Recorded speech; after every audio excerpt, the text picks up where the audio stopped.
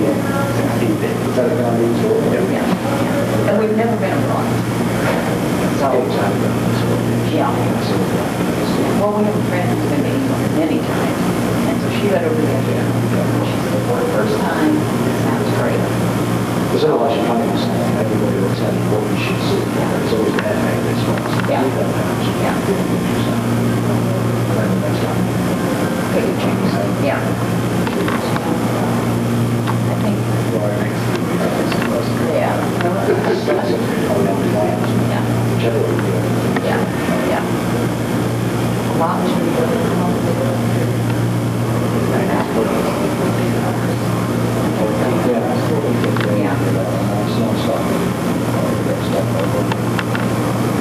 They didn't say, but they flew from LA. Yes. I think Detroit, LA, I think. Well, if there's money to do that, we were there in 70.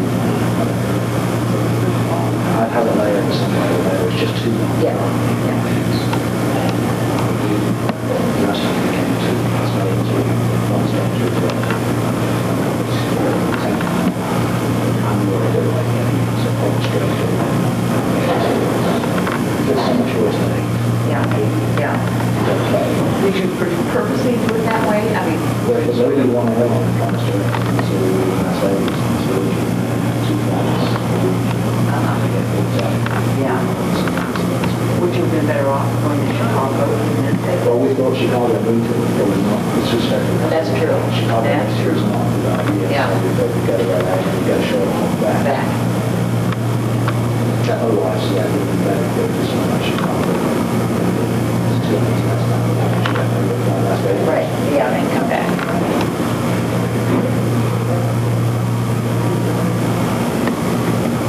But whichever way we go, in most cases you're going to have to come to some sort of answer. Really, the traffic mountains, certain things that are on the routes, as well as some things, that you just can't. How much you can get. Yeah. Get sort of emergency and stuff like that. That's it. Because you put the glass in there, nothing else. So we've got the glass with us, we've got the slides, and we talk, carry on. Then did you And want that's to be it. clear on your one? We didn't. We have to, if they ask us to be at the back, we have to answer this way that pushing out. Yeah. How many pieces did you bring? But it fills the carrier. Oh, yeah. And that means there's no room for anything else. Yeah. Get your emergency toothbrush. And that's it. So we've got the main ones at the right. You go shopping very quickly. Oh, no. Oh, the credit card. But you think about all the things you bought over the years, just sort of run out the post and do essential stuff. So I was much requests. Carnival being on for 30 years in special ed and known for Type 1. So one of these, you know, family. 1,000 people on your Every dress on the get your reward. That's really the night before we got there, we left our ferry back to the hotel, 8 hours up the road. We did not realize it that we could have been from the hotel in New York. And I said, well, get our...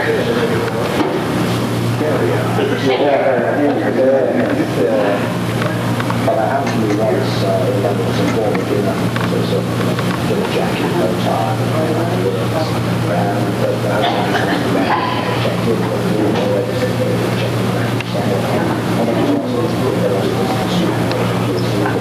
and of course everybody that goes to take the first one, half go in the lounge suit. But unfortunately, waiters dressed the same way. So we found a waiter that was broader my size and shape. We went shopping. We walked in and said, and Carl, I didn't have what I had, you know.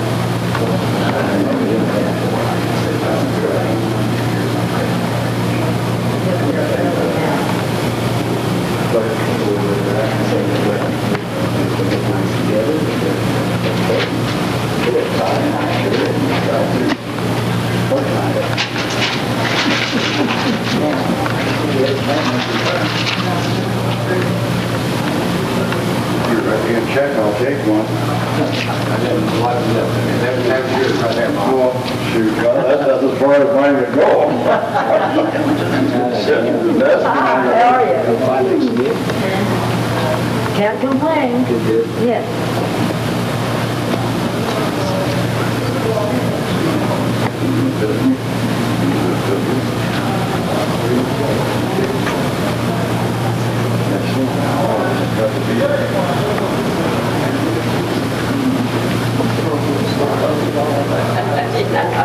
Yes. That's what I do. Oh, here we go. The video? Yeah, I got the movie.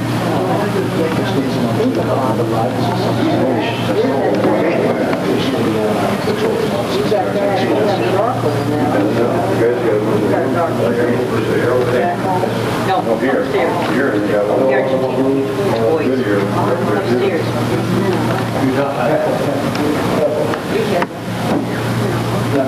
Not the house lights.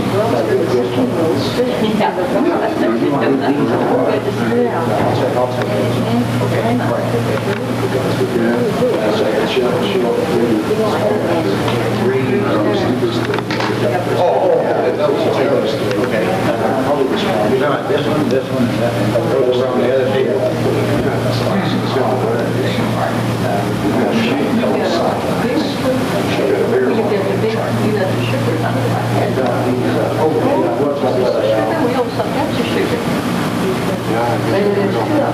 Yeah, that's what I was, yeah, oh, that's right,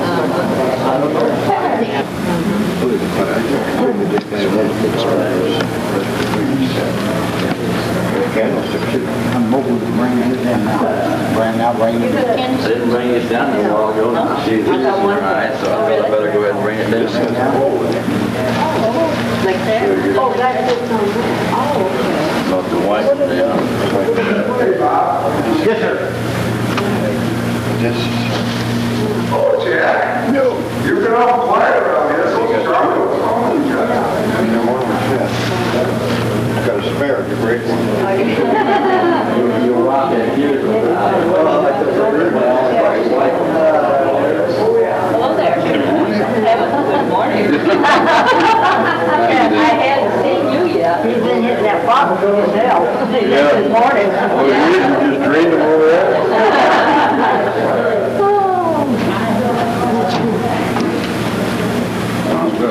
Look out, yeah, Watch the board. Yeah, that'd be not too easy to find, I wouldn't think. But see, Three of those are just different colors. These three teams.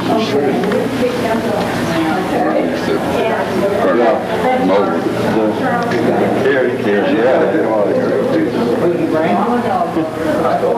I'm not stealing this paper tag off. He's got two of them, he don't need two of them. Well, that's all right.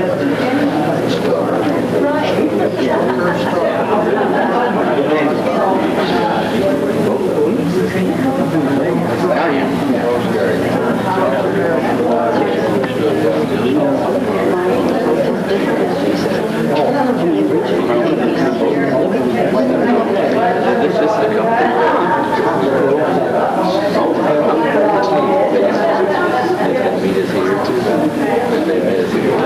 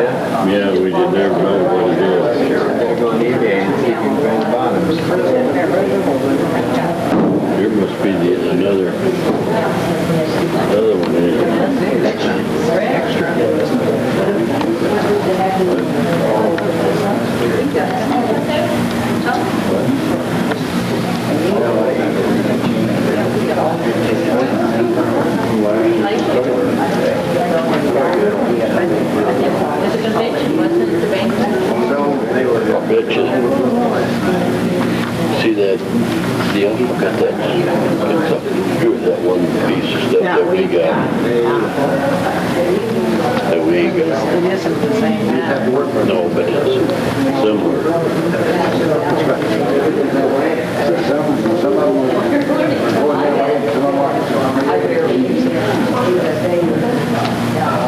How's the wife? Look at them parts. Peru.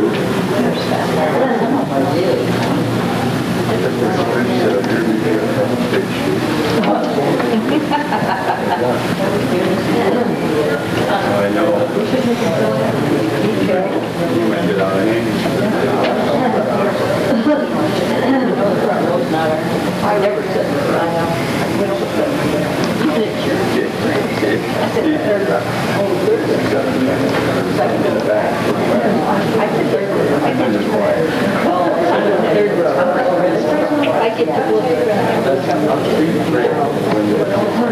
When Greens were at the convention, there was a curtain auction, and we sit with them in the front row. They're gonna be an American and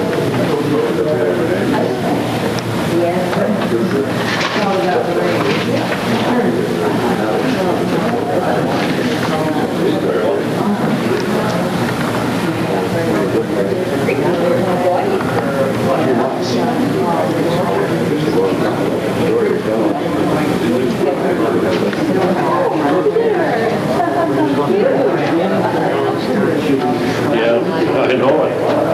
Telling Albert that.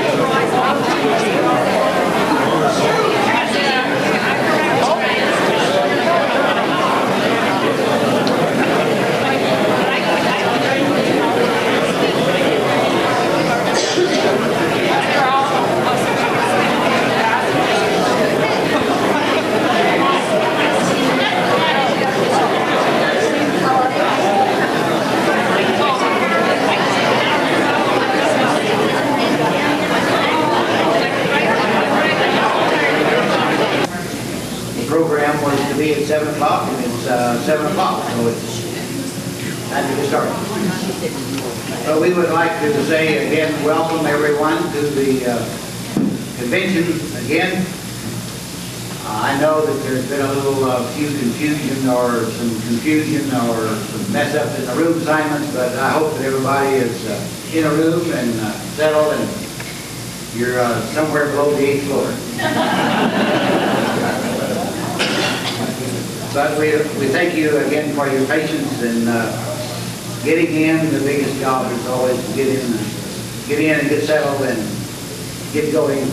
So we appreciate your patience and working with us and getting things established and getting everyone located. It's a big help with a little patience. immediately after this, or at 8:30, whichever comes first, probably, we will be serving pine coffee. Now, we talked to them about serving it next door. That was the plan, but they're going to serve it out in the atrium where we had it before. So anyway, that's where they set up. So that's where it will be served out there. So wherever you see the pine coffee, that's where we're going to be serving it.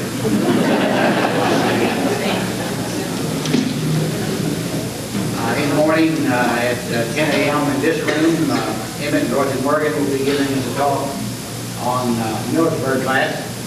I think it's duplicate.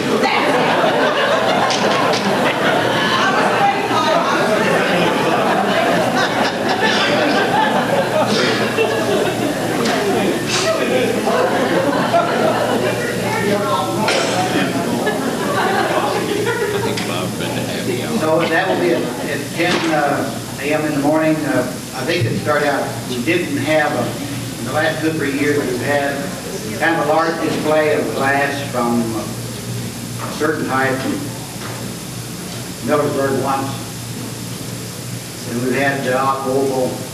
So this year we thought we'd just have a simple talk, but I think that this is going to turn into a spectacular on doodle glass. I think Dorothy, probably everybody coming here has a piece of glass, will probably have a piece of glass in that talk. Dorothy's contacted, I think, everybody to bring glass, so anyway, I think she's going to have 200 or 300 pieces of glass in the morning. And then Saturday evening, Cecil is going to give us a educational talk, and then Floyd's going to talk.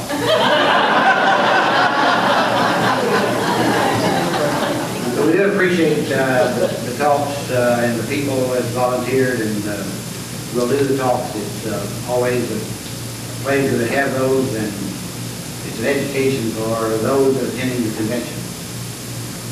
So we're here this evening to talk on the different types of glass. The last couple of years, or the last 6 years, I've been working on the base section, and we have completed the last base section, number 6, this year. Last year we have dealt with Dave Doty, who's been helping putting the section together, and he's been organizing it and doing the printing. So I guess he coined the phrase of not foreign anymore, it's the non-U.S. glass, so whatever that encompasses. So I think tonight we're probably going to be talking on some U.S. and some non-U.S. glass.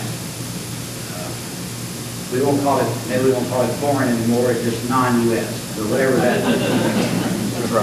So we are thankful that we have with us this evening Steve and Glen Thistlewood from England to give us the program.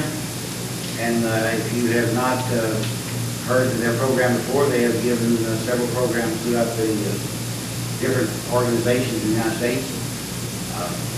I heard them in Florida give a very interesting program, but we'll start you at 7 o'clock and not at 9:30. We started down there, so. But yeah, I know that we will enjoy the talk, and I would like to say that they have written a couple of books, and their first book was on the magic and the mystery, Carnival glass, the magic and the mystery. And it did cover a wide variety of subjects, and some U.S. and some non-U.S. glass. And then just recently they have come out with a book of the Century of Carnival glass. And if you haven't really, if you don't have these books, it's a book that you really should have in your library. I think a lot of books that have been written were written just a rewrite of other things that went on. But the last book especially of The Century of Carnival glass goes into a lot of research and a lot of information about the non-U.S. pattern, and it's rather interesting at how much glass that they have been able to uncover in patterns that, that we used to a few years ago at the auction. The auctioneer used to say that's European glass. So now we know a little bit more about that European glass and the patterns and things of that nature, and it's now starting to show up in auction. and probably mainly is identified in the knowledge gained by their book. So if you do not have that book, then you should see them and get it, because it is really a book that you need in your library. There's also another book, new book that's been out. It's Dave Doty's second edition of his fine book, and on the Carnival price guide. And I think you didn't have that in your room, Joan. What's the room number? Joan has it at 214. So you should go by and get that book also for your Carnival library. So without any further of my yakking up here, we'll turn this over to Glenn and Steve and Glenn. I think Steve's going to do the talking, and Glenn's going to invite him. So we'll turn the program over to Steve and Glenn. Thank you.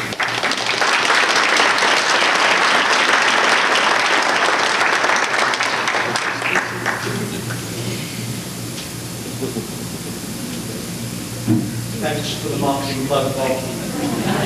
We'll sort out your commission later. That's okay. Thank you. Okay, we're doing this after happy hour. We thought you'd get your drinks in first, make the thing go a little bit better. How's the sound at the back? Is that okay? Or are you just sleeping back there? Can't see. After happy hours, it's a good time to do it. People are a bit more relaxed, and they don't listen quite so much, and don't ask too many difficult questions, I think. I think we've got all the difficult people at the front this evening. Yeah, we have. Okay, the theme of the presentation is stars in your eyes, and the way we're going to do it is that you're going to hear a few words from me just by way of general introduction. Then I'm going to run through a few slides. There'll be a short gap when we change carousels with the slides, just a minute or so to do that. And then you'll have heard enough from me. And Glen is going to walk through the glass that's here on display. Not literally, she's going to walk in front. She's going to walk in front of the glass that's here on display and just sort of pick up the highlights and pick up the points we've made from the slides. So just to put it all together. And then after that, there's question time if you wish. The shorter the questions, the sooner you get to the pie and coffee. So there's the incentive. And of course, questions are to Glen, not to me. I thought I'd just say a few words about how we came up with the program. And the way we normally do this is that Glen and I, we sit down and we discuss it, we think about it, we plan it, and then Glen tells me what we're doing. Which is pretty standard in our household, and this was no exception. We sat down, we thought about it, we planned it, and Glen said, yeah, I know what you're doing. It's stars in your eyes. I think my doctor at that point said that's when the panic attack started. Because I have this real problem identifying geometric type patterns. To me, they are very, very difficult to visualize. And I have no problem with the peacocks, no problem with a sort of Poppy Rocha. I can spot those at 100 yards. But geometrics I really find difficult to sort of visualize the pattern, put the pattern name to it. And a lot of the research, which is really down to Glen over the last few years, just spending hours and hours and hours with catalogues and that sort of material. A lot of that work has been around the non-American Carnival glass, and a lot of it is geometric patterns, it's geometric styles. And I'll say a few words about why that came about. But really that's been down to her doing all that work identifying them. And now I've got to try and remember what they are when the slides come up. So that's the plan. Also, I need to say thank you so much to the people that have brought the glass for display. We really, really appreciate them doing that, because clearly coming over from England, there is a limit to what we can bring. We can bring a few pieces in our hand baggage, but then you're very much at the mercy of the airlines. And you know, when you put the things through these X-ray machines, you think that's to see if there's a bomb or a gun or whatever. That's not the case. They're looking to see which cases have got the fragile items in. And then they put, these little chalk marks they put on. Those are the ones they've identified with the real fragile items in, because everyone is a challenge. So we're a bit limited to what we can bring. So we really do rely and depend upon the people over here producing the glass for us for the display. So thank you to them. And there's a lot of very expensive glass on these tables. So please come forward at the end and look and try and see about the glass, but please do not touch. It's not mine, it's not yours mostly, except for those that have brought the glass. So please respect that and just don't touch it. I think the rule over here is you touch, you break, you get sued.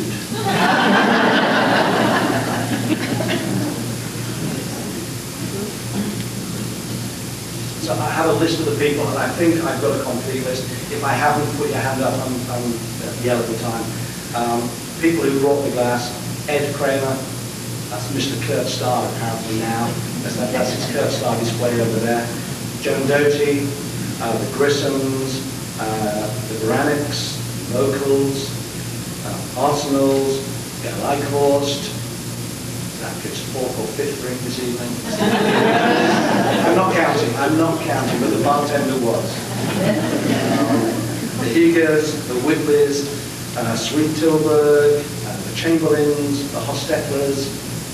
Have I missed anybody? Yes, we stole Martini's rose garden. What do you know? Tomac is here. Apparently we've taken your rose garden vase as well. And if you really want it back, maybe you should say. But really, without the generosity of people bringing those very valuable pieces, we couldn't put on a program like this. So thank you very much for that. So, why stars? I mean, the idea of that was that star patterns just have a certain appeal. It's a very visual appeal. When you look at them, you can see instantly the sort of impact they have on the eye. They're very symmetrical. There's a sort of a pleasing symmetry about star-type patterns. And also, when you think about it as patterns to create, they are relatively easy to do. As a kid at school, my artistic qualities were like zero. You know, I couldn't draw a cat or a cow to save my life. But you give me a geometry set, and I can draw a triangle, I can draw a star, I can draw all those sorts of things with the instruments. And that's what a lot of the glass designers were doing.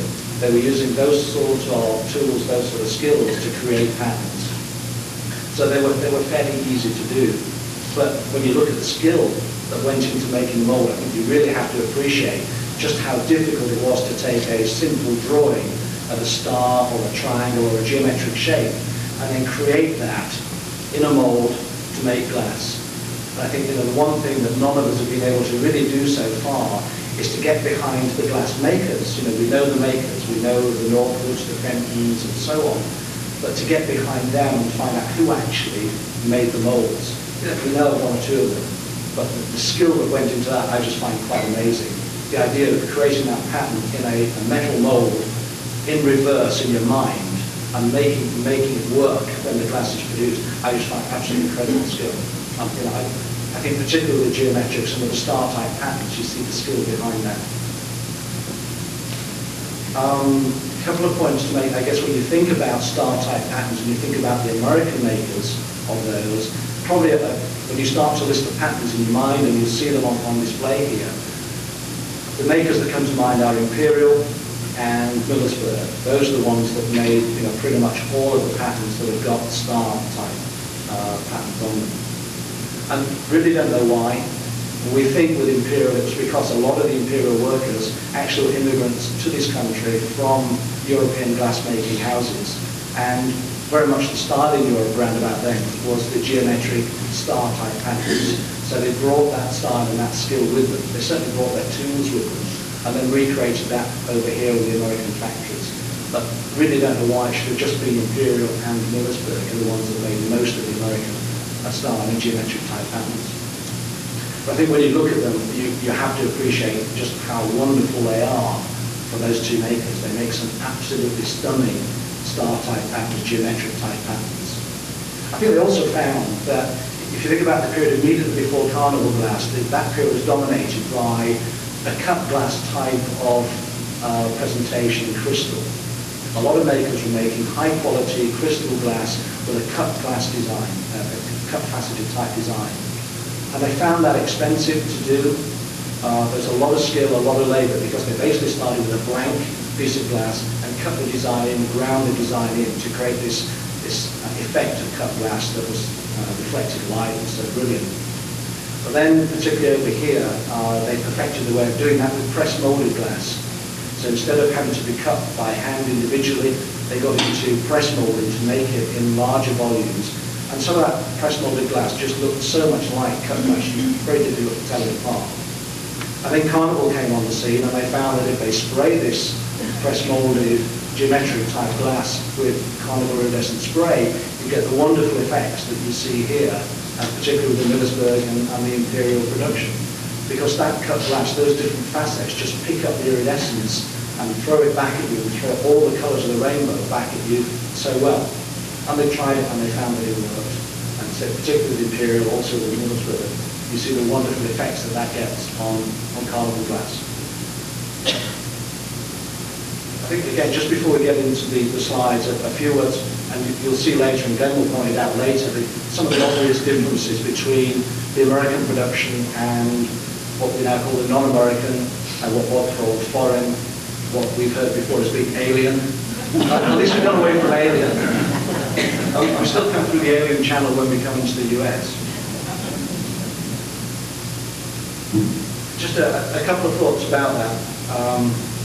Certainly, the non-American, the geometric star-shaped patterns are much more common as a style than they were for the American ones. Think about America, and once you moved away from Millersburg and Imperial, most of the makers were into their birds, their flowers, their sort of artistic representation of those sort of things, rather than geometric. Also, a technique in Europe for making the glass and finishing the glass was different. There are two techniques, and they're called snapped up and stuck up.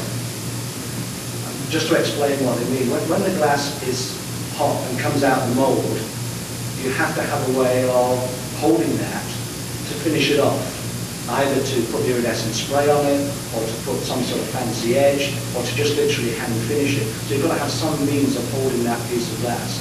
And what they had, the earliest technique was what was called stuck up. They had a pontoon rod, a long metal rod, they'd stick it to the base of the glass, and then they'd be able to manipulate the glass to finish it, to do all the finishing jobs they had to do. But then, of course, they had to take a piece off that pontoon rod, so they'd break the piece off, which means the base, where the break of the glass off the metal pontoon is rough. So they grind it to finish it. So if you look at a lot of the European production particularly, you find that they have this ground base. So that's where the glass has been broken from the pontoon and ground to sit flat and ground to make it smooth. So it's to grind out where it's been broken away from the pontoon. And that's not, in some cases people look at that and say it's damaged, because often when it's being ground you get little flakes and chips around the feed. In most cases it isn't damaged, it's just the way it was made. Then the other method, the sort of snap-up method, and that was perfected over here particularly, again this piece of glass comes out of the mold and it's hot. And instead of having a pontoon rod stuck to the base of it, they had a tool that gripped the marine, gripped the base of the glass. So it was a spring-loaded mechanism and it just gripped onto the base. And that was the method that was particularly used over here.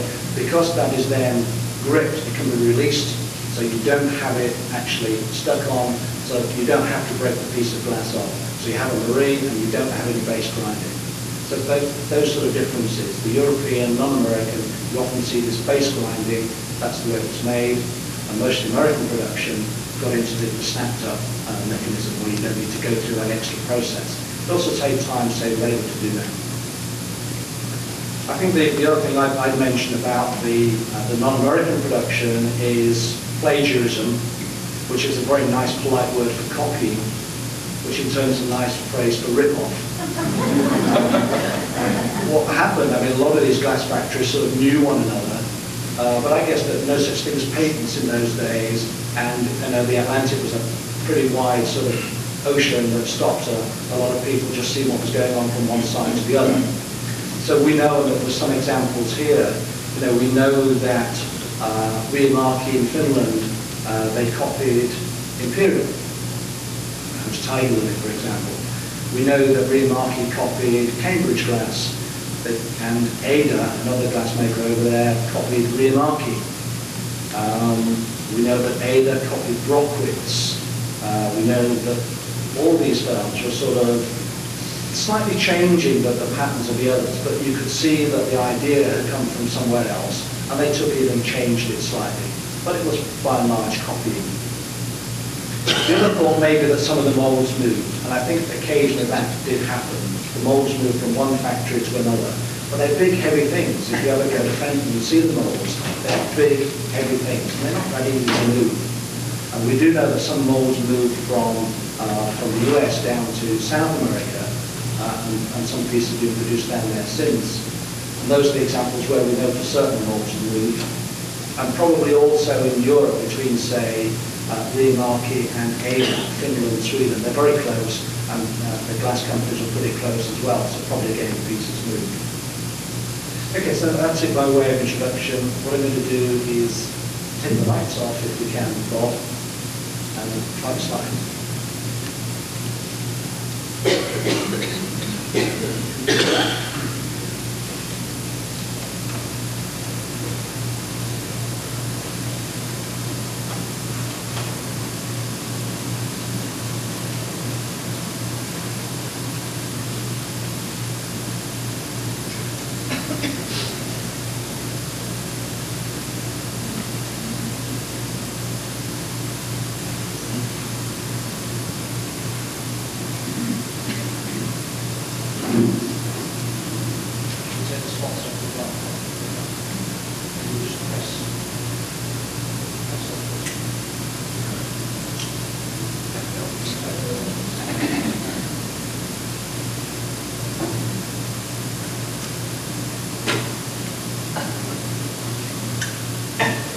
Is that okay if I can see that?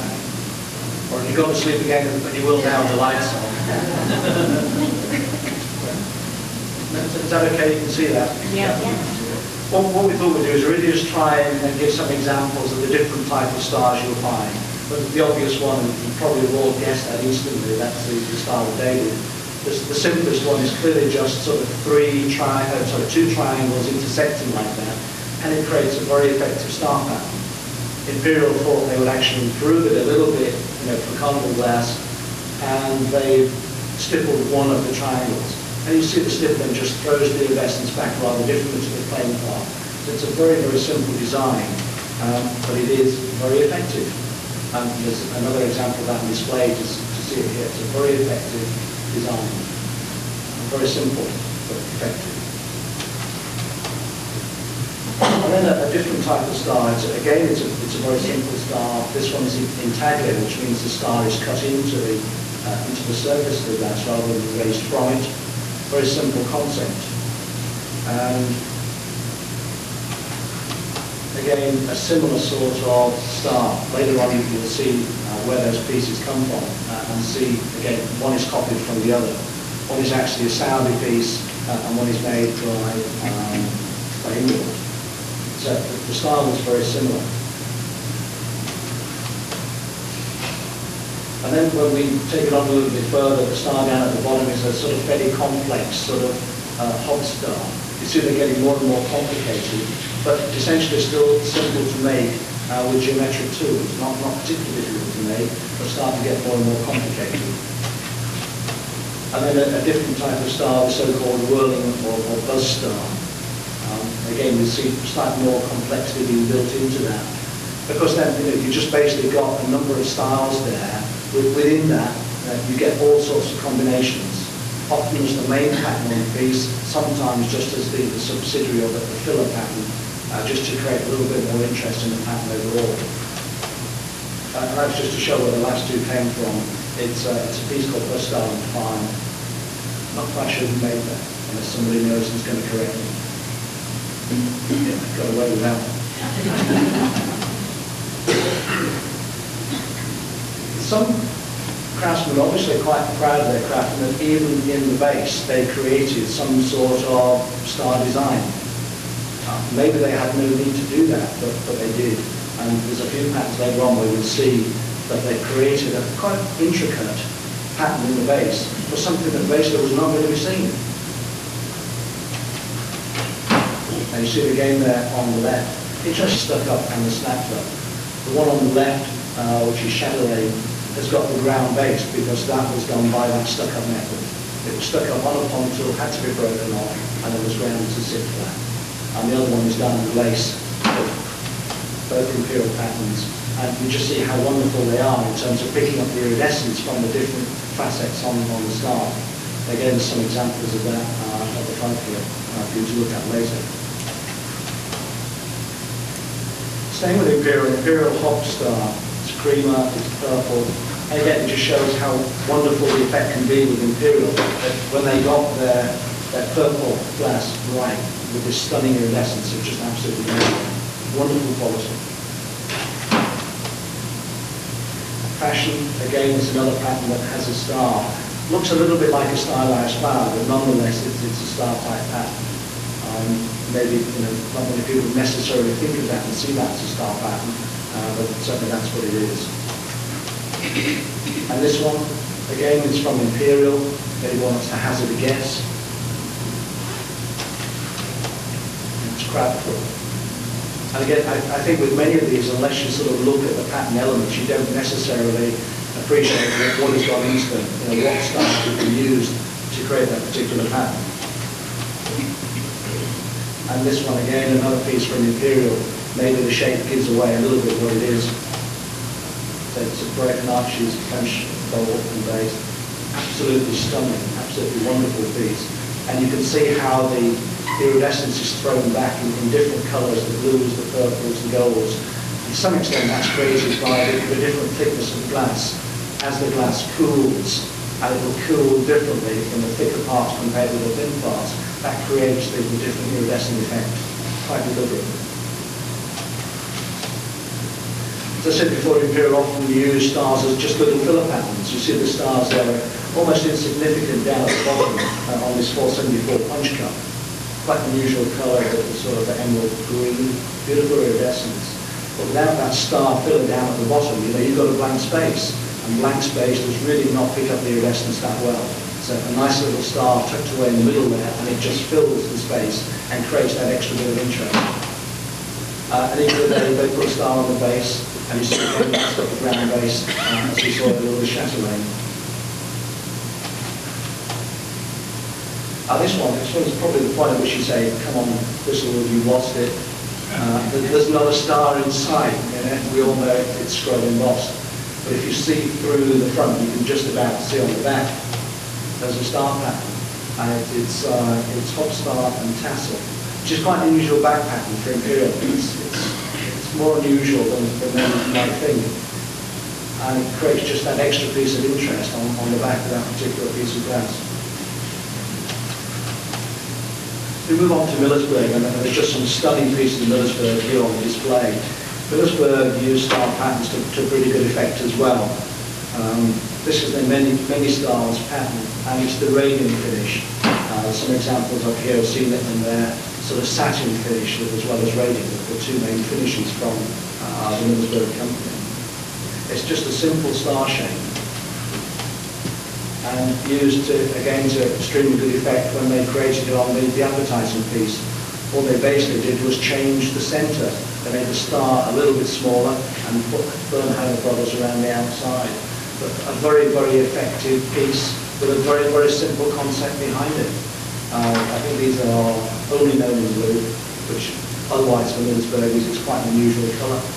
But absolutely wonderful piece, and it's a simple concept that sits behind it.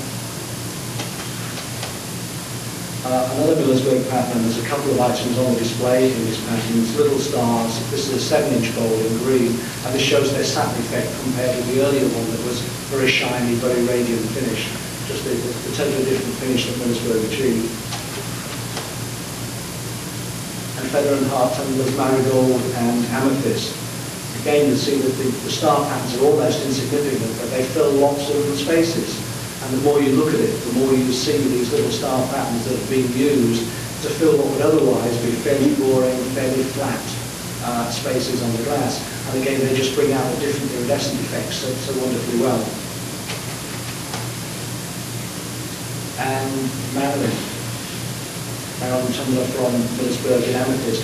Again, the same effect. Lots of different little star-type patterns, lots of little pieces of interest that just catch the eye. And it would be pretty boring otherwise without that.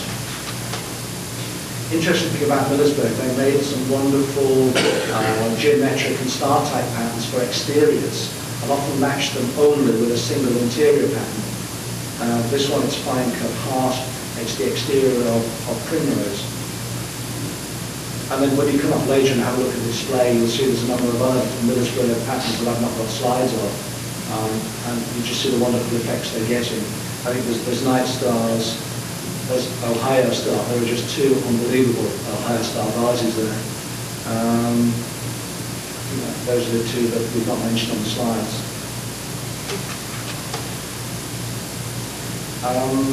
Cambridge did this one, which is double star. It's a sort of a complex buzz star. They've obviously worked pretty hard at getting that design right, and it fills the whole of the tumbler. And there's a piece on the display here to look at afterwards, and it's the pictures here. Another exterior pattern, if anybody's got any ideas what it is. All gone to sleep. It is the exterior of that one, and as soon as I put that up, you're going to recognise that as Sea Star. And when you look at it that closely, you'll see how simple a pattern it was to actually make. What they've done, they've taken a metal punch, and they've punched the pattern in mould with this metal punch. It's just a series of dimples or holes that creates that pattern on the glass. Very simple concept, but very effective. You see there in the sort of hand-grip plate, you see how effective it is as, again, a very simple design, but works so well when they produce it in Carnival glass. So that sort of completes the American picture. We haven't really mentioned Northwood, or the Star and David and Bowes is one that sort of occurs to me from Northwood. There's Fenton, Northern Star, and that's about it. I think there's an example of that here. So yeah, the other American makers, not that many, were into the geometrics or the star-type patterns. So we move over to the foreign stuff.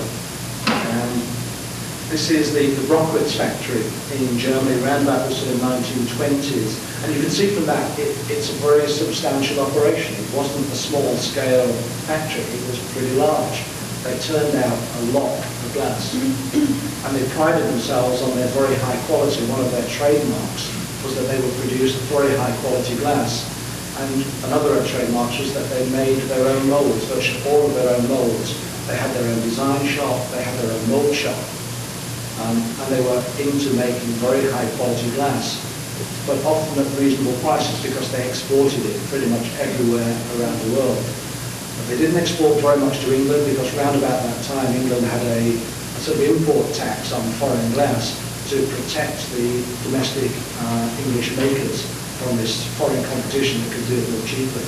But even though they couldn't export to England, they exported worldwide. And you start to see this turning up. A lot turns up over here.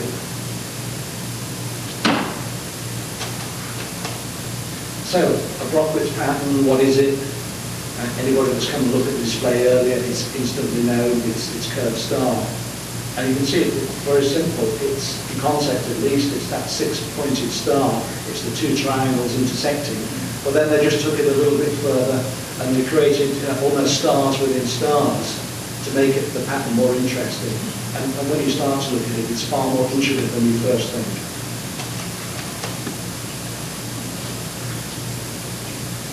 Other interesting thing about it is certainly the pattern was made over a period of time. From a lot of the work that Glen's done, she's seen catalogues that span over the period from sort of 1921 through to 28 and again into the early 1930s when these patterns were there in their catalogues. Whether they were being used in Carnival glass throughout that time, we really don't know. Catalogues just don't tell you. The catalogues simply show you the pattern that was being made. In some cases, it could simply be made in crystal. In others, we now know it's made in Carnival. I think one of the fun things about the non-American production is that there is very limited information available as to what was made. Compared with, say, in the US, you've got the Butler Brothers catalogues, which show you a huge amount of what was being made. We don't have the same thing in Europe, or if we ever did have it, a lot got lost through two world wars. So for us, until a piece actually appears in a particular shape or a particular pattern, you don't necessarily know it exists. And that's part of the fun of collecting. If you look at the The curved star collection over there has been added to by two pieces today. Two pieces that, again, until you see them, you don't really know they exist in that shape, that size, and that colour. And that's part of the fun of collecting over in Europe.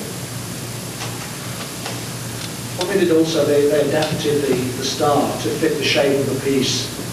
So the earlier one, it was rather more angular. This one is softer, it's more rounded. It's to fit a different shape rather than the bowl. This one's fitting the so-called celery vase, the ordinary vase. And so they just changed the pattern slightly to fit the shape that they were filling. And again, they've changed it one more time here. They've changed it. We've actually got an extra point on the star, 2 points on the star, to fit the vase. We know it's theirs because we've seen the catalogue information like that shows the suite of shapes that were being made in curved star, which they call Zurich. Zurich was the original name for it. Interesting thing about a lot of the European glass as well is that they were made to be very versatile. Now that looks like a punch bowl. It's not. It's two separate pieces of glass, but they were deliberately made so they would fit together one on top of the other. Now basically what you've got is a stem sugar bowl and an ordinary sort of 9-inch bowl. But when you fit them together, one on top of the other, they fit perfectly. They were meant to do that. So they were meant to be very versatile. This is quite a cute piece. It's only about 4 inches high. So for those that collect the sort of miniature comforts, it's a very challenging piece to find. We don't know of many of them, and it really is a stunning piece of Rockwood's design and execution. Some other interesting things that turn up, they both curved star, both butters, yet they're very different. The one on the left-hand side is one that we find in England rather more, and the curved star pattern is on the inside of the lid. The other one, the dome-shaped one over on the right, that turned up in South America, and the curved star pattern's on the outside. Why they needed to make two versions of a butter, don't really know, but they certainly did, and they're in the catalogue, and you can see them. And there's a bigger version still, domed up version with a pattern on the exterior. It's just a closer view of the flattened version to show the pattern on the outside. It's definitely curved star, but there's no argument about that. So, is that curved star? No, it wasn't. Well, again, if you look back at the catalogue information, yes it is. A lot of these pieces were made as part of the same suite with the same name, but collectors who collected them and found them over time have ended up giving them different names because they didn't know that they were coming from the same suite, from the same factory. And we've got different original names.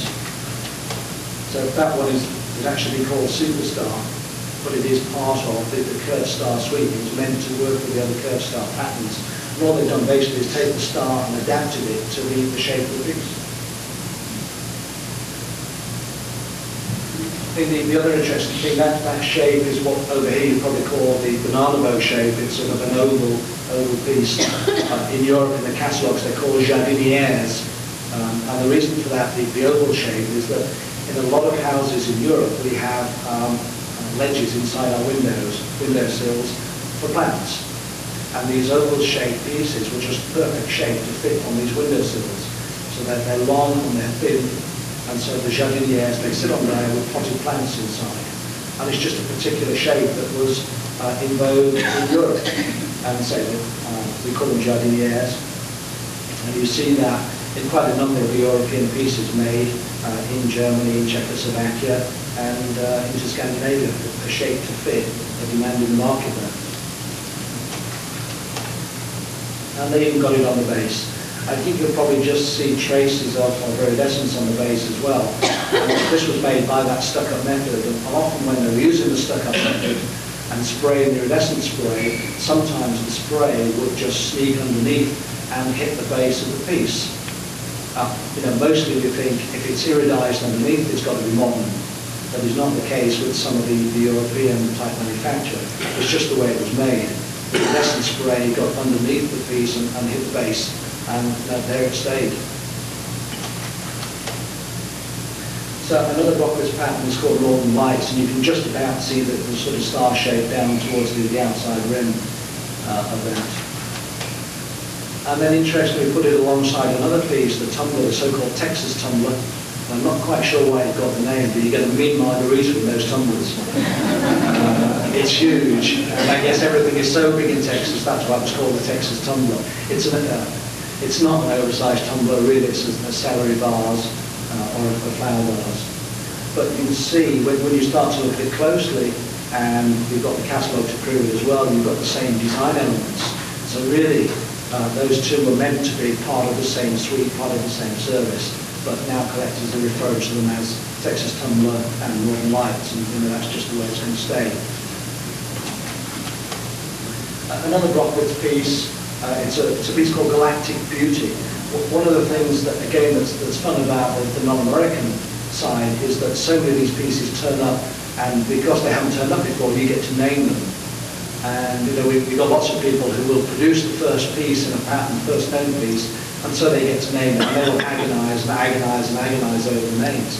But it's just the fun part of it that they can get to do that.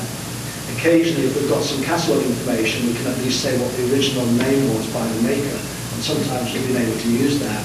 But often, with the catalogues not being available until after a piece has been named, you're just stuck with the name the original finder gave to it. This one, I think, if you look at it in isolation, you'd say that's Imperial. And if somebody had shown that to us without having seen the catalogue, we would have said that's Imperial, because baskets just don't turn up as a shape in Europe.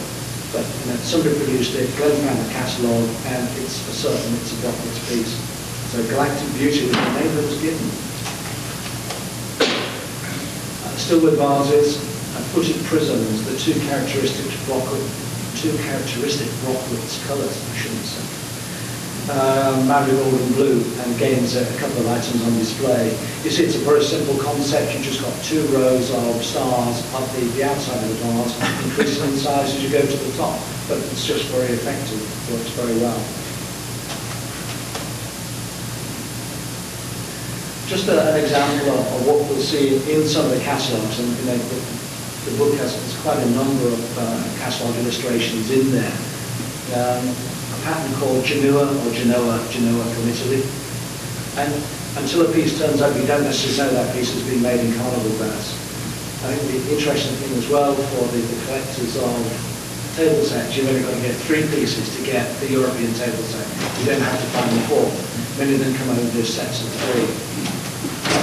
But that piece, it does exist in Carnival glass. But I think at the moment the creamer and the sugar are known. The butter hasn't turned up, but it's going to be out there somewhere. And maybe over here, because a lot of this glass was exported over to the American market.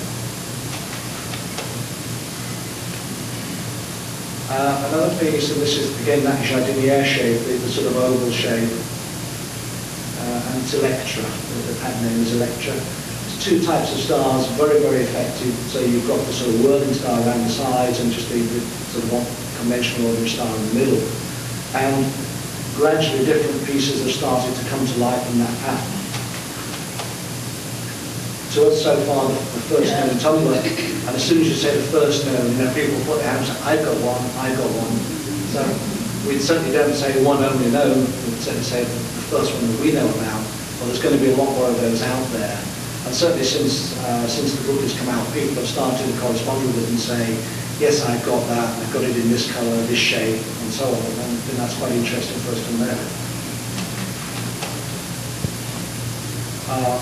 Again, Electra on the right is Electra. And on the left, another interesting piece that's called Antigone. Again, different shapes do exist. The catalogue is clear. There's lots and lots of different shapes. We just don't know which have been made in Carnival glass. So, relying upon people to now recognise the pattern and let us know what they found. See, it's the original catalogue there shows a whole variety of shapes, and those are probably out there somewhere in Carnival glass. And they'd be wonderful to find, particularly the sort of big cylinder vase for the vase collectors. That's probably it would be an interesting find if they could ever find one.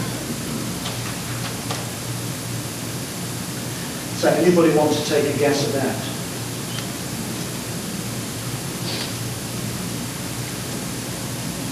Okay. it's not surprising because we didn't know the pattern existed in Carnival glass until our daughter Angie found it at a local antique fair and ran home and tried to explain the pattern to Glen over the phone.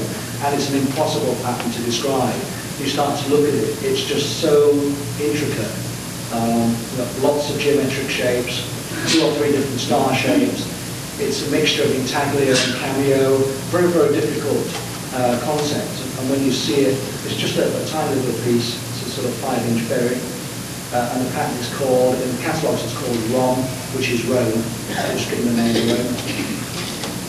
So there it is for the moment. It's the first known so far to us 5-inch berry Roman pattern until anybody tells us they've got others. I think we've heard of a chop plate, and this is given exterior pattern. It's on the outside of the chop plate, so it may be more difficult to recognise in that way. So does anybody want to hazard a guess on that one? I mean, that just to me starts to say how difficult it is to recognise some of these pieces with star shapes on them. Because that actually, the star shape there is the sort of supplementary pattern, not the main pattern. Because the main pattern is the one that dominates, it's rose garden. And we've got some great examples of that on display here. When we asked people to bring rose garden, the comment was, I thought you were doing stars. Not flowers, not roses. And you almost don't see the star, but it's still an important part of the pattern. And it also gave us a chance to show what is just a wonderful piece of glass from Europe. Absolutely wonderful piece. And there's some on display to look at. It's just a stunning design. And if you want to collect rose garden, you can collect all sorts of shapes, sizes, and they are just amazing in their quality, generally very high quality. And you take some time probably to assemble a display like that of that particular pattern. They're not that easy to find. They're quite tough pieces to find. Again, you get on the base of the oval vase this very intricate star shape, and again you can see the iridescence is sort of just squeezed through underneath. If you see it like that, you think it's modern, well, we'll happily buy it from you at a modern price. But it's not, it's the way it was made. Okay, so we mentioned, I think earlier on, Scandinavia. The Scandinavian factory here is Ada. And you can see probably the difference in scale compared with the Brockwitz factory. Much smaller in scale, much more sort of homely in style. It was a smaller factory overall. But for all that, they made quite a lot of glass and, again, some extremely interesting patterns, unusual patterns, and good quality glass.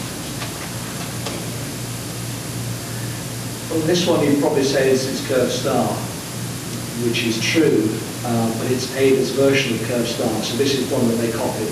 This is not the Brockwitz curved star. And the reason being, basically that purple colour is not a Brockwitz colour. We know from other patterns we've got the purple colour is for certain Ada. So this is Ada's version of curved star. And there is an example of that in the front. If you look at it later, you'll see the main pattern difference is that the sort of claws either side of the main star. On the Brockwitz pattern, those claws have got a sort of cross-hatching stippling type design. On the Ada version, they are blank. They just don't have that. So that's the main distinguishing feature between the two. So a little 5-inch print tray. Beautiful iridescence, beautiful quality. So it's Ada's version of curved star. In fact, in their catalogue confusion, they call it Lassie, L-A-S-S-E. And then again, just to prove how confusing it can be, you've got basically the two vases on the outside are the curved star pattern, the Brockwitz pattern, and the two on the inside are the Ada version, which they call glassy. The obvious difference, I said before, is that the claws are different between the two, but the more obvious difference is the base. You've got this broad bend down at the bottom of the Ada version. But if you don't have the two side by side to compare, it gets kind of difficult to identify, unless you really know that main difference. Another pattern that looks a little bit like curved star, but it's not. It's got the same sort of design elements, not as intricate, not quite as well executed. And it's a pattern that's been called Carl from Ada. But you can see the similarities, you can see where the design came from. And another strange pattern, how many have seen this? It's a pattern called Stiana, well, that's the way it's in the catalogue. It's a little bonbonniere, it should have a lid, we couldn't find the lid, so we've got it without until we find a better example. But again, a very intricate pattern, very well designed, very well executed. Moving on, again where the star is sort of secondary to the main pattern. If anybody has looked at any of these, and again they are very rare pieces generally, you're not looking at the star, but the star is an interesting filler to the actually overall design. Because that's the piece itself. You can see that the star is actually quite large in comparison to the overall design, but your eye really is taken to the flower rather than to the star. It's a pattern called Flora and Sunburst, or Tusig Skola. That's the jardiniere shape again. And all the pieces that, as far as we're aware, in this pattern are pretty rare. It comes as a vase. Basically the two sizes and the two colours, and sometimes you get the vases flared out rather than flared in. So extremely rare. There's another good example on the display to look at. There are very, very few of these so far that have been reported.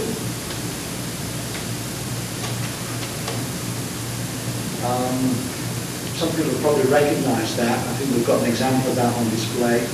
And it's got an interesting sort of background. The pattern is some daisy. It was originally a Cambridge pattern, US Cambridge, but not as far as we're aware, made by Cambridge in Carnival back. They used it in crystal. And certainly the pattern at least moved from Cambridge through to Europe, where it was made here by Ada, and we also know made by Rimarchi. So the pattern moved, probably the mould moved as well, because it is such an intricate, detailed pattern. You can't really think of recreating another mould. To do that, you can call it mold move. Okay, again you're searching for a star, and I've cheated a bit on that. And it's just really my example of copies. So you've got the Imperial Tiger Lily on the side nearest to me, and you've got the Rimarchi version.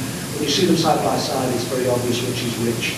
When you see them on their own in antique model, it may not be quite so easy to do that. The Rimarchi one is basically coming in blue and marigold, whereas obviously with the Imperial you get a whole range of colours. But the liquid stars comes in the next carousel. Well, you should be able to help me if I move that round. You tell me when I get to 0. Okay. Back there. Thank you.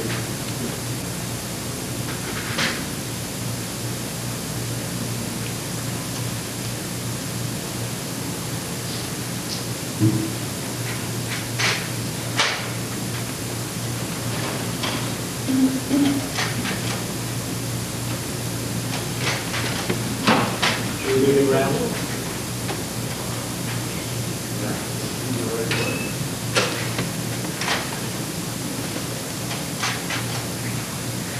No? Excuse me a second.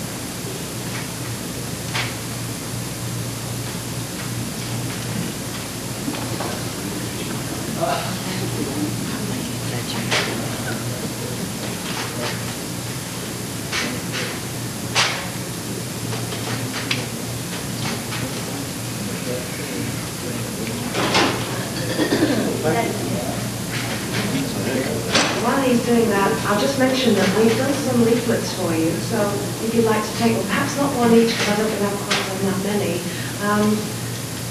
It gives you a brief synopsis of what we've talked about, but inside, you'll see we've actually done some catalogue pages which have come out of the Brockwitz catalogue. And they do in fact show some of the pieces and some of the catalogue extracts that Steve's just been mentioning. This service over here is what Brockwitz calls service, and like the whole pattern series in the Zurich pattern, and that's her star. And at the bottom here is the Superstar Jardiniere. Proof perfect that it was part of that whole Kerr star pattern range. You'll see several of the others in here as well. If you want to read German, it will tell you what the piece in fact was.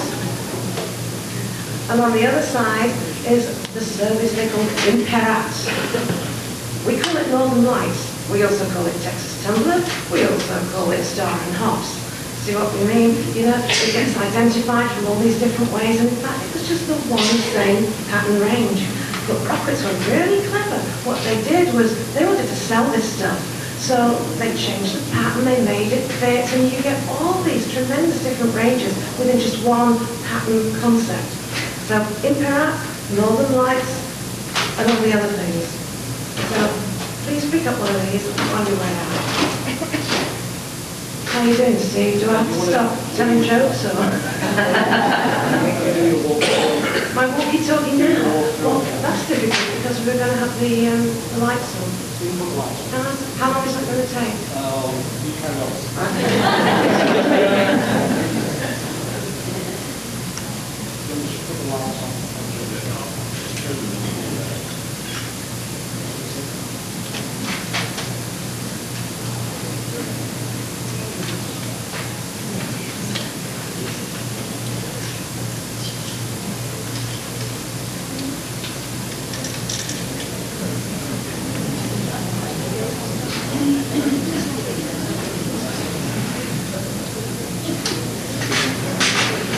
I'm actually wired for sound, but it's putting the darn thing on is really tricky. As I've been talking with Bob, and really I should be wearing dungarees, not this stuff, because I'd have pockets and things. Excuse me a moment. Does that work? Can you hear me? Yeah. Oh, right.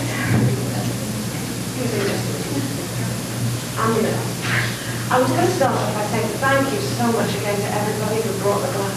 It's really done. And bye. Let's just see if that comes up.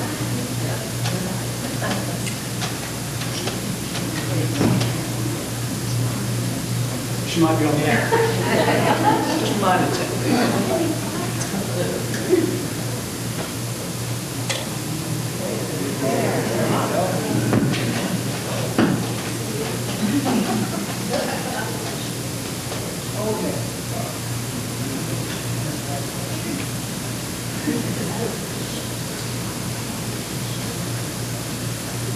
As Bob said, you can't get a staff these days.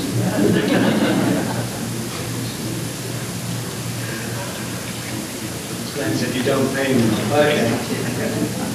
Right, so picking up where we left off, we said that the two tumblers, the two Tiger Lily, the original Imperial and the copy from Marie Marquis, if you turn them upside down, you see the difference. That's where the star came in. So I didn't really cheat.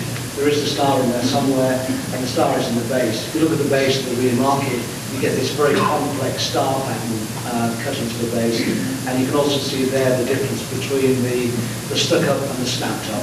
The Marie Marquis version is stuck-up, it's got a ground base. The Imperial version is snapped-up, you've got a collar base and Marie. So those are the two differences, very obviously in that pattern. Okay, just find my spot on my crib sheet as well. An individual tumbler, it's a Remarquee, starburst. It's a light amber, sort of a pinkish base coloured glass, quite an unusual sort of shade. And again, we just don't know many of these about. There's two different stars on the pattern. You've got that sort of whirling star on one side, and then the other, you get this more complicated one. And there's a wonderful vase down on the display here which shows those two stars, one above the other. So you see them both. This is the squatty vase where you've got one star on one facet and one on the other side. An absolutely wonderful piece, tremendous quality iridescence on that. This one's a bit of an oddity. We found it in France, in an antique market in France. It's got this strange sort of pale blue colour, which is very unusual for European production. The pattern is Hofstar and Shield. It's made by a company called Carnival in Finland. We certainly know it's there as we've seen it in their catalogues. It's only one reported so far as the is that somebody's pacemaker? Somebody like to pick that up.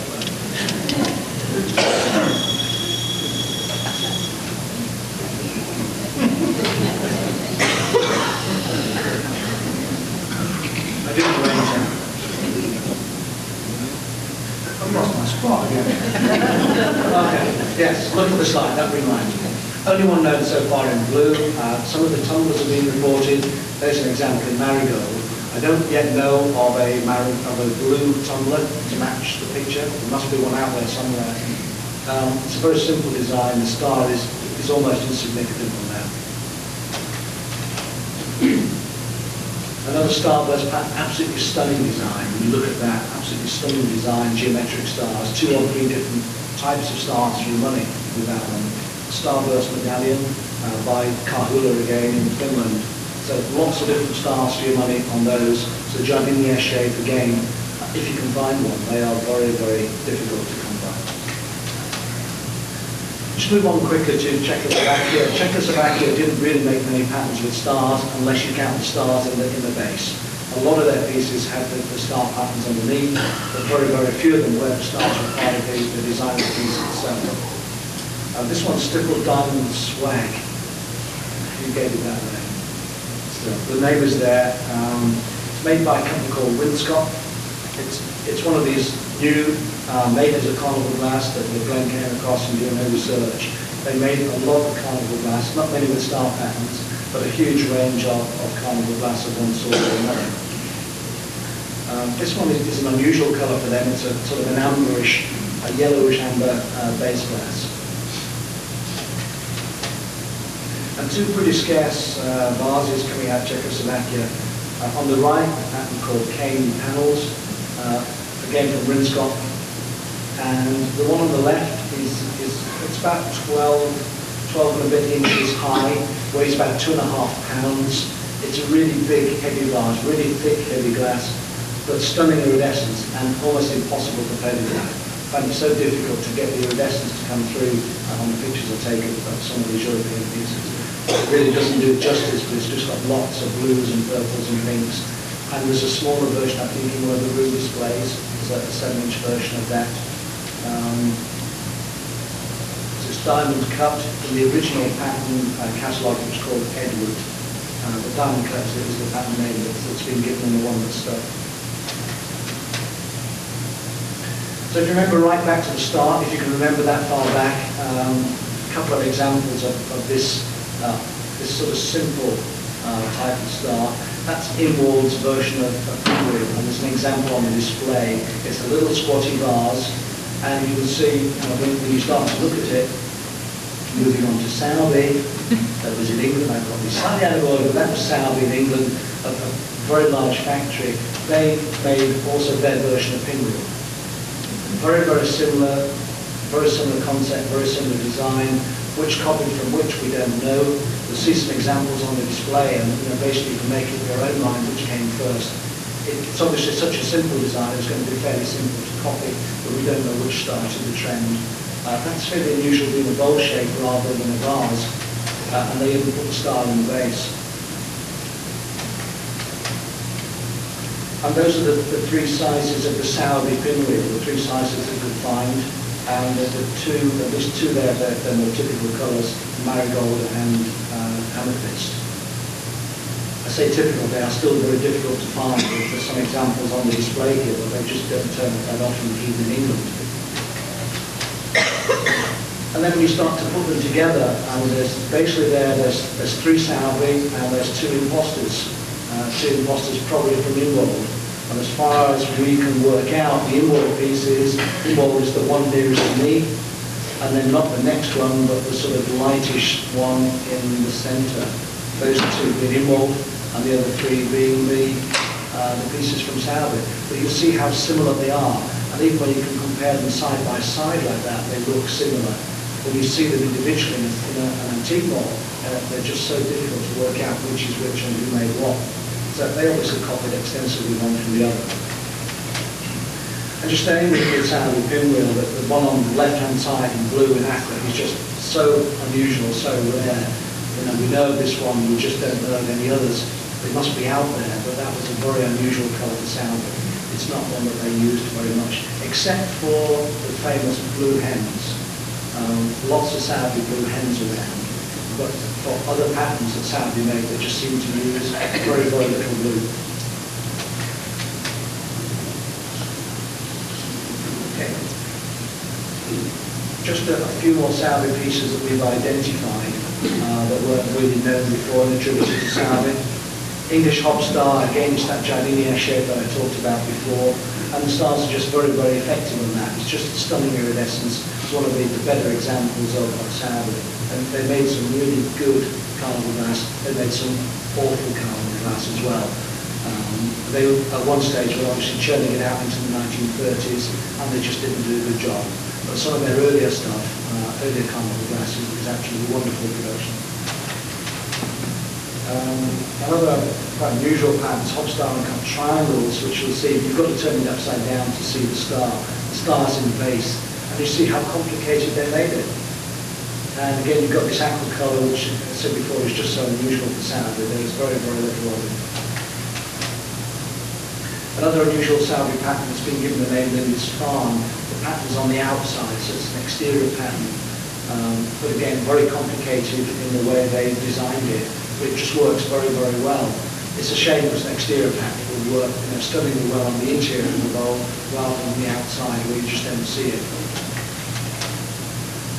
Another Salvin piece, given the name Stella for obvious reasons, it's just stars on stars on stars, and the more you look at it, the more you see all the different star designs within that. Complex pattern to make, a lot of skill went into making the mould for that particular piece. And another Salvin pattern where really the whole thing is a star from the centre of the base right the way out to the outside, Tyneside star. Again, it's exterior, which is part of the characteristic of a lot of UK and European production. The pattern's on the outside rather than on the inside. So really just coming towards the end of our sort of trip around the world of stars on Carnival glass. Is anybody going to recognise that?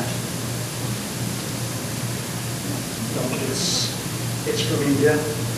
It's basically the Jain company that was discovered by a lot of work by Bob Smith from Boston, who went out there and effectively founded this factory. I think up until that point, nobody really knew that Carnival glass was being made in India. And even when Bob first called us to tell us, we didn't believe him. We had this strange telephone conversation where he was saying, it's made in India, and we were saying, no, Bob, no, Bob, go away, it's Czechoslovakia. No argument, we all know it's Czechoslovakia. And he was saying, no, it's India. So I said, okay, prove it. So I've been there. I've seen it, I've seen the factory, and there's a video. A video of modern production in India, not necessarily Carnival glass, but techniques that you would recognise if you saw Fenton, exactly the same sort of techniques, but techniques of probably sort of 50, 60, 70 years ago. So it's Indian, and once that particular fact was recognised, you now see so much more glass has been attributed to this Jain factory. More and more of it all the time is coming out has been attributed to them. So they absolutely made an awful lot of glass. That's the full pattern. You see, really the pattern is very thin, the star pattern is very thin, the glass is very thin, but some of it, the iridescence, is exceptionally good. The two colours basically from Jain, the Jain Marigold and the Jain Blue, beaded spears and beaded spears variant side by side. So you see the two colours, two styles, flared in and straight. And there's just more and more of Jain becoming known and recognised. And if anybody searches on eBay these days and puts Jain in as the search engine, the hits come up. Probably 6 months ago they would not have been there. Now they're coming up with a whole range of Jain patterns, attributed because of the work that Bob has done followed by Glen.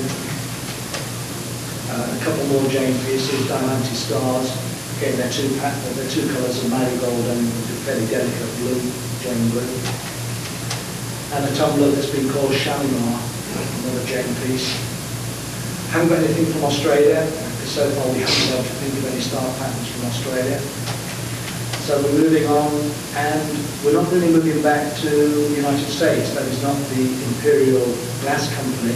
That's a pattern that was called Imperial, but a pattern that was made in South America by a factory called Crystal Aires Chicago in Argentina. It's very much an octagon look-alike. They gave it the patent name Imperial in their catalogues.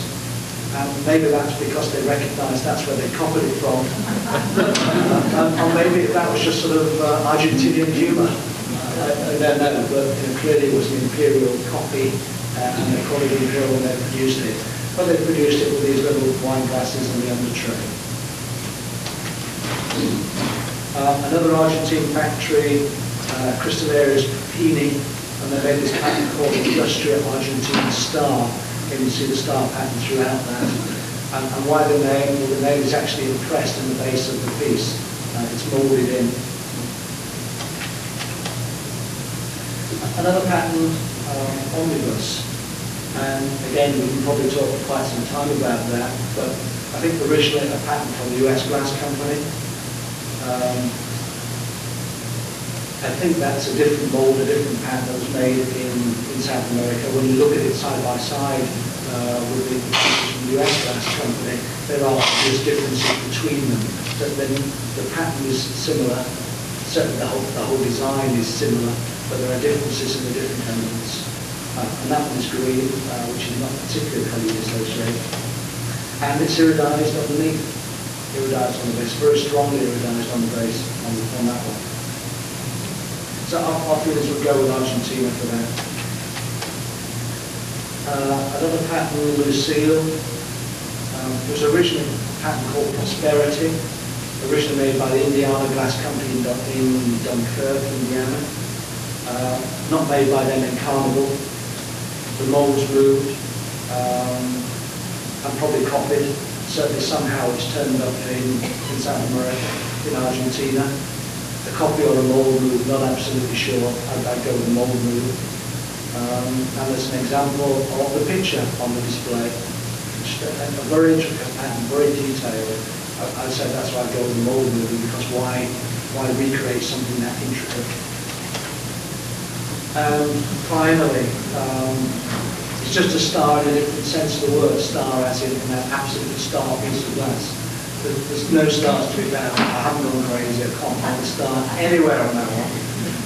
But it's truly a star from a star maker. It's from Northwood, and it does get me to say that Northwood was a master craftsman in glass, and he was English. That's the sole reason. So that's right.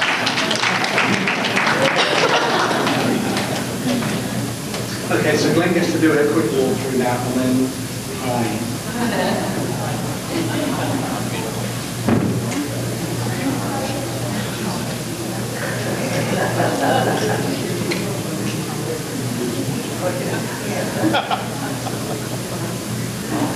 Okay, can you hear me? Yes. Sorry, I just found the wrong nasty trailing wire, which could have given you a really good floor show if I'd been there then. Okay, first of all, I'm just going to be very quick now because I know you all want the pie and coffee. I'm going to walk through the glass just to give you a few insights into some of the pieces here, but maybe if you come up and have a look at them, you will be able to appreciate them just a little more if you know a few things about them.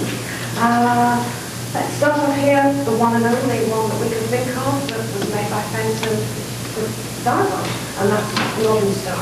Here, two superb vases, no, that's not vases, vases, the Swan Ohio Star, and this, which I believe is the only known white piece of Phillipsburg in Ohio Star. I think there is one other white known, but as far as I'm aware, this is the only known. We found there were a few two pieces, and I'm sure Dorothy is going to tell us some more about the star patterns. I'll do this tomorrow, but here's constellation. There's a couple more beauties here. One of my favourites, Châtelet, fabulous. Now we're in Europe. Please come and look at this little round ball. It's just exquisite. The detail on it is incredible. I know what Steve said, the intaglio, the cameo on the same piece, but it's phenomenally intricate. But if anyone wants to feel that, hold it, just call me. I'll lift it up and handle it. Rose garden, absolutely stunning, with the star at the side. Here we've got Brockwood's curved star, and over there you're going to see at least one piece of Ada curved star, and here also is Ada curved star. It sounds simple if I say we found a difference. It's quite simply there is file on the claws of the Brockwoods, which was the original. Ada has no file on the claws, but it has a star just above the file. There is a third one made by a Finnish factory that has no file and no star whatsoever. 3 versions. And for nearly a year, I agonized over trying to work out who had made what.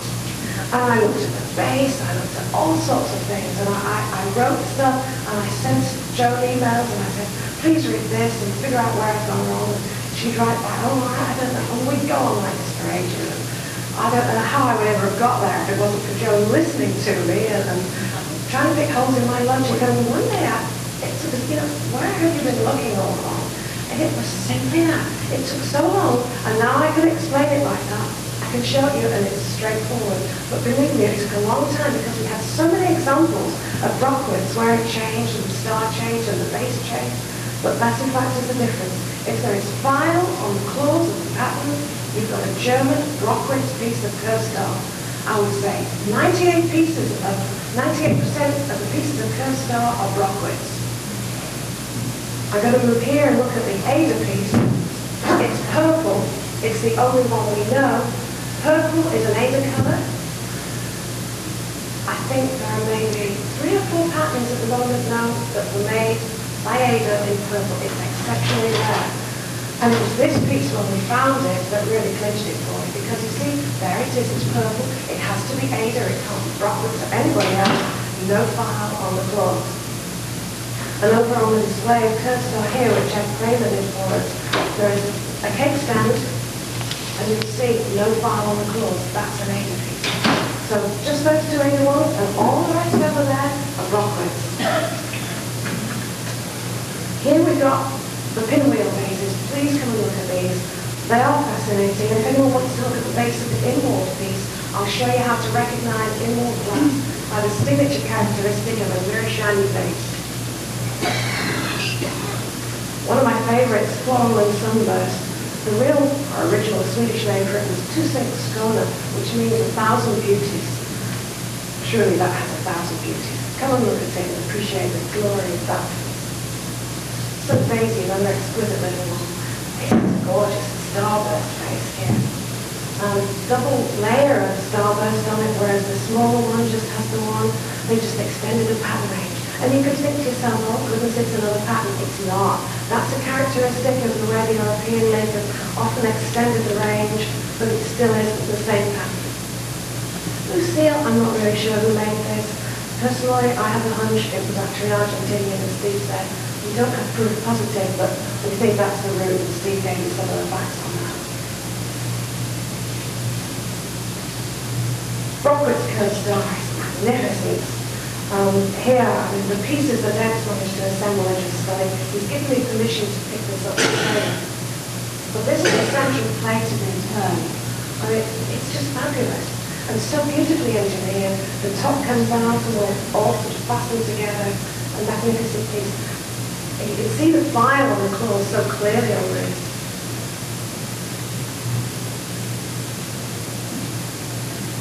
This one, of course, used to be called the Cathedral Chalice. No such luck, it's a celery vase. When you pick up the leaflets, you'll see it's called, I think my German is rubbish, but it was Traubensmühle or something like that, which does mean, oh, another thing they use them for, by the way, was washing grapes, which I think is what, he was sort of washing grapes.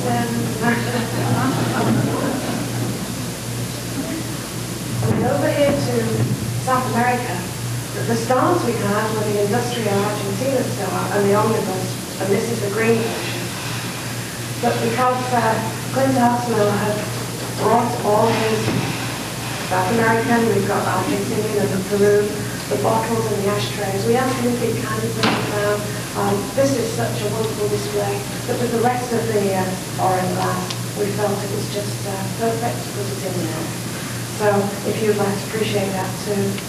I more or less come to the end of what I was going to say, and I think we're probably ready for your pie and coffee. So please do come up, look at everything, appreciate it. Help yourself to one of those leaflets, and if you want to book, we've only got 5 copies of Century left and a couple of Magic and Mystery, so do let me know if you want them. Thanks.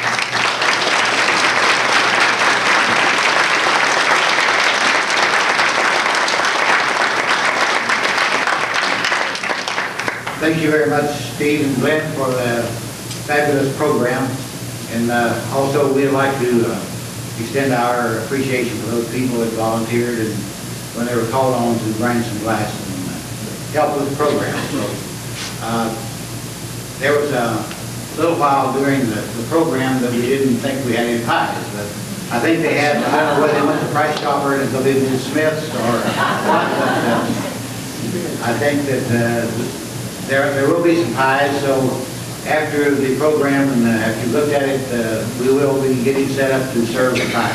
So, again, thank you for coming, and we'll look forward to seeing you in the morning in the same room that Dorothy is going to perform in the morning.